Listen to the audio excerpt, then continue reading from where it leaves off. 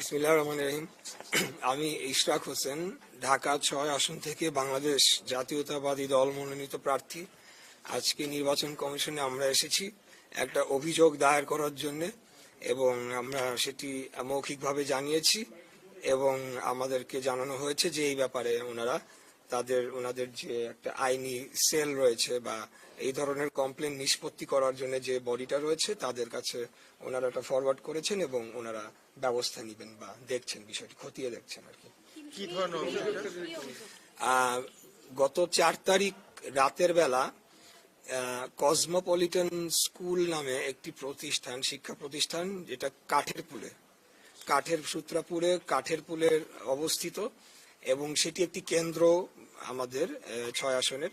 তো সেখান থেকে আমি প্রিভিয়াস বিষয় যাব না, বাট রাত ১টার দিকে ফাইনালি যখন আমাদের বিভিন্ন কমপ্লেন্টের ভিত্তিতে পুলিশ সেখানে অভিযান চালিয়ে তারা ১৫২ পিস মোটা লাঠি, যেটাকে স্টাম্প বলতে পারি আমরা, সেটি উদ্ধার করে এবং সেই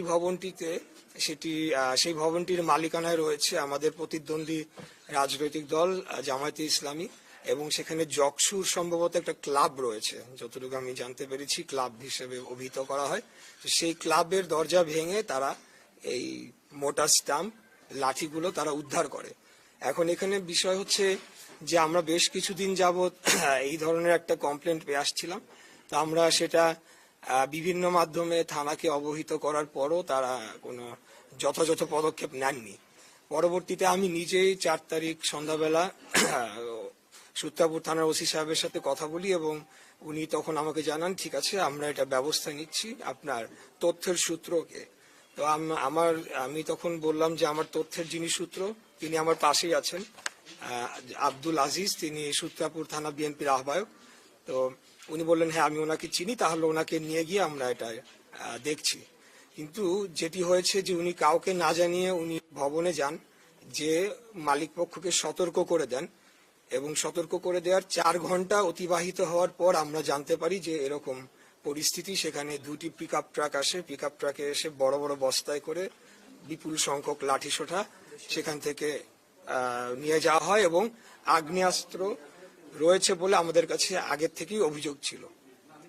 তো তারপরে আমাদের যারা ওখানকার স্থানীয় এলাকাবাসী তারা ওই বিল্ডিংটির সামনে অবস্থান করেন এবং পরে যিনি ওসি তিনি যখন প্রথমবার যান তিনি কিন্তু কোনো কিছুই বিল্ডিং এর ভেতরেই ঢোকেন নাই, তিনি কেবল সতর্ক করে দিয়েছেন বলে আমরা ধারণা করছি।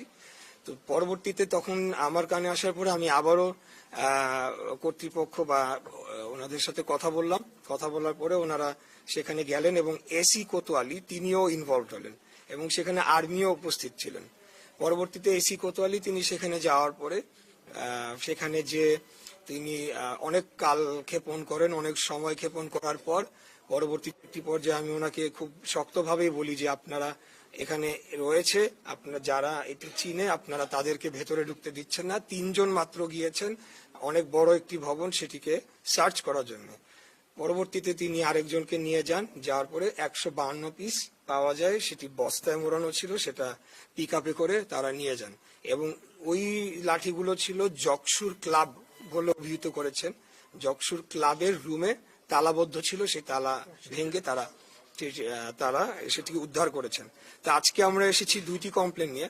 একটি হলো যে একটা কেন্দ্র, কসমোপলিটন স্কুল একটা কেন্দ্রে যদি এই অবস্থা হয় তাহলে তো সেই কেন্দ্র কিভাবে নির্বাচন আমরা করব সেটি একটি বড় প্রশ্ন রয়েছে। তো কেন্দ্র পরিবর্তন সম্পর্কে আমরা আবেদন জানিয়েছি, তবে সেটি কমিশনের যে আইন অনুযায়ী এবং সময় সবকিছু বিবেচনায় নিয়ে ওনারা কার্যকরী পদক্ষেপ নেবেন বলে আমাদেরকে আশ্বাস জানিয়েছেন। আরেকটি হলো সূত্রাপুর থানার যিনি ওসি সাহেব আছেন, তো ওনার ব্যাপারে আমাদের এটি একটা সম্মিলিত অভিযোগ এলাকাবাসী সহ আমাদের, কারণ ওনাকে জানানোর পরেও তিনি প্রবেশ করেননি এবং তিনি একটা উইন্ডো স্পেস করে দিয়েছেন, যেই সময়টির মধ্যে ধারণা করা হচ্ছে লাঠিসোঁটার বাইরেও আগ্নেয়াস্ত্র সেখান থেকে বহন করে বের করে নিয়ে যাওয়া হয়েছে। তো এই 2টি বিষয় আজকে আমরা এসেছিলাম। Thank you. আপনারা সূত্রপুর থানার ওসির বিরুদ্ধে কি কোনো ব্যবস্থা নিতে বলেছেন? হ্যাঁ, আমরা এই যে আমাদের অভিযোগের ফটোকপি আপনাকে দিয়ে দেওয়া হবে। আমরা ওনাকে যাতে পরিবর্তন করা হয় সেই মর্মে আমরা একটা আবেদন করেছি। তবে সেটা হবে নাকি আমরা জানি না। কমিশন তো ওনাদের আইন অনুযায়ী ওনাদের গতিতে এবং সামনে 3-4 দিন পরে নির্বাচনে এটাকে বিবেচনা করে ওনারা যতটুকু পদক্ষেপ নেবেন। এতদিন পর্যন্ত তো অত্যন্ত ভালো। আচ্ছা, এতদিন পর্যন্ত তো অত্যন্ত ভালো ছিল আমাদের ঢাকা 6 আইন শৃঙ্খলা পরিস্থিতি খুবই ভালো ছিল। আমাদের যিনি প্রতিদ্বন্দ্বী প্রার্থীগণ তাদের সাথে আমার একটা যোগাযোগ ছিল, সবই ঠিক ছিল। কিন্তু হঠাৎ এই ঘটনা ঘটাতে এটা আসলে কোনোভাবেই কাম্য ছিল না। তবে বেশ আরো 3-4 দিন আগেই এই বিষয়টি আমার কানে আসে, কিন্তু তখন আমি ভেবেছি হয়তো বা এটা একটা অ্যালিগেশন দেওয়ার জন্য অনেক সময় হয় না, সেটা হবে। তো এটা নিয়ে আমি আর বেশি সেটা নিয়ে আর বেশি ইনভেস্টিগেশনে যাওয়ার চেষ্টা করিনি। কিন্তু যখন অনেকগুলো সূত্র থেকে আসে তখনই আমি বাধ্য হয়ে আমি থানাতে অবহিত করেছি।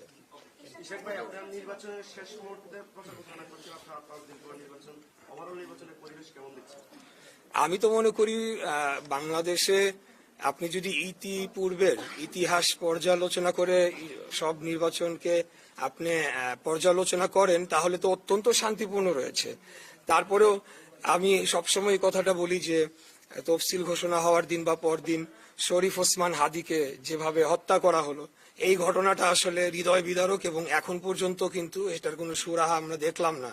এবং গতকালকে তার বিচারের দাবিতে যারা আন্দোলন করলো তাদের উপরে অত্যাধিক বল প্রয়োগ করা হয়েছে বলে আমার মনে হয়েছে। কারণ ইতিপূর্বে আমরা দেখেছি যে বিভিন্ন জায়গায় মব হয়েছে, দাঁড়িয়ে থেকেছে, কিছু করেনি। আবার যখন প্রয়োজন হয়েছে এই সরকারের তখন তারা বল প্রয়োগ করছে। যাই হোক, আমি সরকারের সমালোচনায় যাব না। নির্বাচন পরিস্থিতি ঢাকাতে অত্যন্ত শান্তিপূর্ণ রয়েছে, এই আর কি।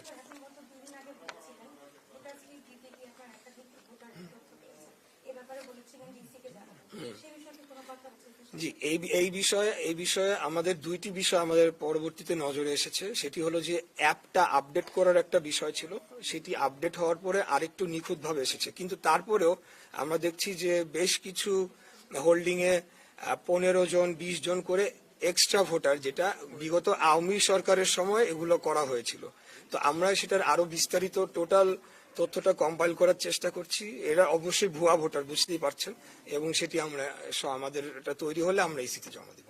একটা ব্যাপার হচ্ছে আপনাদের এখানে বিভিন্ন আসনে ছোট বড় বিভিন্ন সমস্যা হচ্ছে যেহেতু প্রতিপক্ষ দলের সাথে, এই ক্ষেত্রে আপনাদের কেন্দ্রীয়ভাবে কি নির্দেশনা রয়েছে এই কোনো ধরনের বড় ধরনের সংঘাত সহিংসতা যেন না হয় সেক্ষেত্রে? এটা তো অ্যাবসলিউটলি নট। আমরা তো অবশ্যই কোনো ধরনের সংঘাত চাবো না, এবং আমরা অবশ্যই চাবো একটা শান্তিপূর্ণ উপায়ে ইলেকশনটা কন্ডাক্ট হোক। কারণ ইলেকশনের দিনেই তো সব শেষ হয়ে গেল না, ইলেকশনের পরও তো সরকার গঠন হবে। এবং এই ইলেকশনটা যদি প্রশ্নবিদ্ধ হয় তাহলে আমরা তো দেখেছি বিগত সময় প্রশ্নবিদ্ধ ইলেকশনের চূড়ান্ত ফলাফল কোথায় গিয়ে দাঁড়িয়েছে। তো অবশ্যই আমরা সেটা চাই না, কোনো সংঘাতের প্রশ্নই ওঠে না। বরঞ্চ বিভিন্ন সময় আমাদেরকে ব্যক্তিগত আক্রমণ করা হয়েছে, আমাদের সিনিয়র নেতৃবৃন্দকে আক্রমণ করা হয়েছে, আমাকেও ব্যক্তিগত আক্রমণ করা হয়েছে। শুধু আমাকেও না, আমার মৃত বাবাকেও এখানে টেনে নিয়ে আসা হয়েছে। তারপরেও কিন্তু আমরা সেগুলো ভ্রুক্ষেপ করি নাই, কারণ আমরা মনে করছি যে এটা টোটালটাই একটা নির্বাচনকে প্রশ্নবিদ্ধ করা, একটা ডিস্টেবিলাইজ করার দেশকে একটা ষড়যন্ত্র। তাই আমরা সেটিকে আপনারা কি সন্তুষ্ট কিনা? প্রশাসনের ভূমিকা কোথাও কোথাও আমরা বলবো যে তারা নিরপেক্ষ ভূমিকা নিয়েছেন।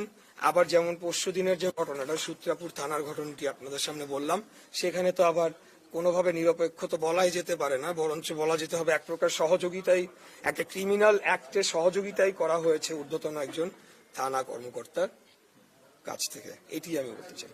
Thank you.